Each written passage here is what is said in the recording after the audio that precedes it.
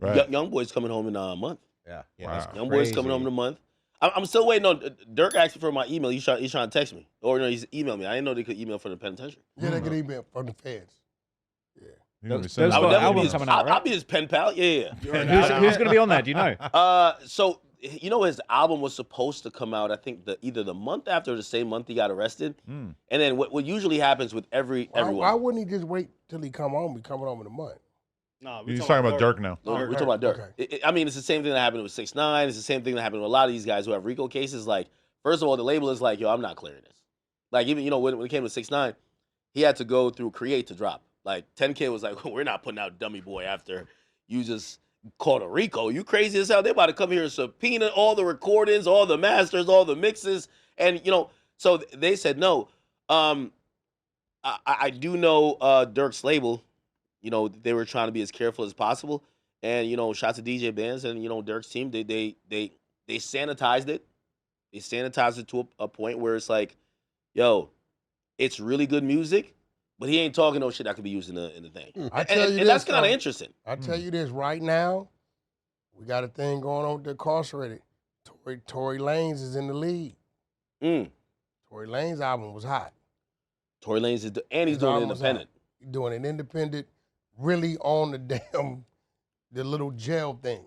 You can hear it. I can hear the little concrete echo behind it. It's crazy. Do you realize the law is getting a lot of even when Cardi played, so Cardi called me a night or two before the album was gonna come out, and he's like, yo, I'm gonna play the whole album. And he's kind of like giving me a little story with everything, but he's like, yo, I got Thug on here. He's like, Thug ain't talking no gangster shit. And I'm like, well, legally he can't.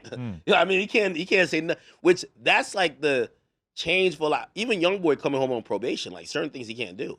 Like I'm wondering how their music gonna be. Like I don't know, bro. That's different. He just paroling from the feds, bro. Like I don't see them putting them type of stipulations on. They did already though. Who? No, YoungBoy. They're talking about YoungBoy. Thug got conditions because he got that bullshit ass crazy. You know what the difference between Dirk and Thug is? Is that to me, when I listen to Dirk, it's like the drama and the violence and the descriptions of things that you really know what the he's talking about is actually a big part of listening to Dirk.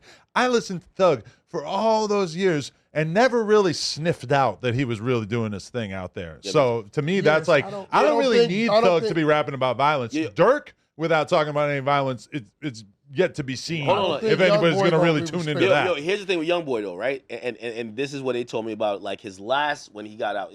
Fortunately, he just keeps because he was still fighting the case. No, it wasn't then. It was he had to resolve something. This is before he caught that gun case in Louisiana, and then got caught in California. They said that they had him, and this is kind of normal. You can't be around gang members. So he wanted to go on tour. And they said, well, who's on the lineup? They said, unless you're trying to violate and we're going to arrest you, you can't be around gang members. Now, even work-wise, they worked out a deal that he had to hire either this like these off-duty cops, or I don't know if it was I don't think it was U.S. Marshals. He couldn't linger in the venue.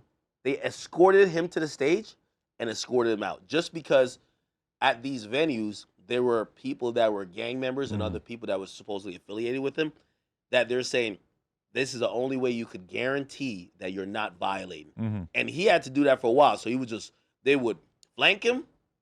He would have like managers or whoever like that's just not affiliated walk straight to the stage, perform, and he has to get out. He hasn't, he has right now. They've been offering him like $600,000 a show. They think he could do arenas. Wow. When he's coming out. And with the stipulations, that might be one of the things, but we're going to see how it works out. Wait, they only offered him $600 in an arena? Well, it seems a little low, doesn't it? That's low as hell. No. Well, it's not arena, low. You lose out $1 million when you play in an arena, bro. Well, unless it they depends on price point, though.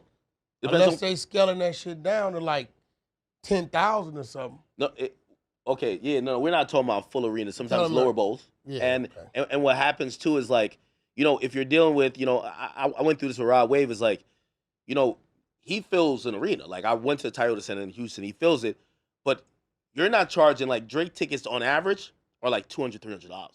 Like a $200, $300 ticket for a YoungBoy or Rod Wave shows, you damn near get a meet and greet. You're paying $40. Yeah, you get what I'm saying. So it's like when it's lesser money, and after you pay whatever, You know, so how do you feel about Drake being so stressed out about Kendrick's success? He canceled his tour. Oh, what? No, he's not. Yo, Drake FaceTimed me last night. He's in Houston. No, he canceled the tour, bro. We saw it. Yo, Drake called me in Houston last night. He put his pops on the phone. No, we're not talking about last night. We saw it. It was poorly routed. No. Ain't no routed. You approve your routing before you leave. You talking to a manager. How do you feel about him being so stressed out? Mentally gonna know. No, let's talk manager. That shit when you be on your live. Let's talk now manager. we hear live and direct. Let's talk manager. How do you feel about Drake being so stressed out? I think Top Dog. That he canceled his tour. I think Top Dog. For the Kendrick success. Top Dog. Say it again. Top Dog. Say it again. He called in the favor to say, Wack, you can't be that neutral no more on social because you were so neutral at first. Now it's all Kendrick, West up. It's all that. He's a rat. No, who? Drake's a rat. How? He blew the whistleblower. Wait, so let me ask you a question. Lawsuit? Let me ask you a question. No lawsuit. Suing your record. Suing your record label's a rat? Bro. You're a manager. No, you're a manager. So if Interscope didn't pay out everything they owed to the game, or Geffen actually, or let's say Koch, wherever he's released, if he sues them, you didn't think I was going to let you get up out of here without us politicking this. Is that a rat? Did you watch what UMG said? Let's touch on this. The first important thing UMG said was because Drake lost the rap battle to Kendrick. UMG said this. Okay. Right? How does that? You said a rat. Hold on, I'm gonna get to this. We released his songs. This is how he put you in a trick bag. We released his songs when he said all the heinous things about Kendrick. Kendrick said nothing. But how is he a rat? You gotta explain the rat. You ain't get there yet.